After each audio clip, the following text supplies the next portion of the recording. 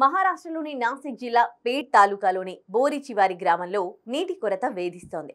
భూగర్భ జలస్థాయి గణనీయంగా పడిపోవడంతో బావులు ఎండిపోయాయి. ఈ పరిస్థితుల్లో గ్రామస్తులు, ముఖ్యంగా మహిళలు ప్రాణాలను సైతం లెక్క చేయకుండా లోతైన బావుల్లోకి దిగి నీటిని తోడేసుకోవాల్సి వస్తోంది. ఈ దృశ్యాలు చూసే వాళ్లను ఆశ్చర్యానికి గురి చేస్తున్నాయి.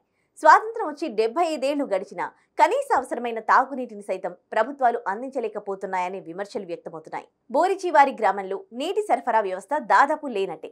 రుతుపవనాలు ఆలస్యం కావడం, భూగర్భ జలాల అధిక వినియోగం, నీటి యాజమాన్యం సరిగా లేకపోవడం వంటి కారణాలతో గ్రామంలో నీటి సమస్య తీవ్రంగా ఉంది.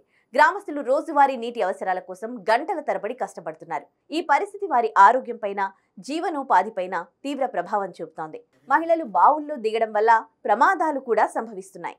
స్థానికులు ప్రభుత్వంపై తీవ్ర విమర్శలు గుప్పిస్తున్నారు. నీటి సమస్యను పరిష్కరించాలని గ్రామస్తులు డిమాండ్ చేస్తున్నారు. అధికారులు సరిగా స్పందించట్లేదని వాపోతున్నారు.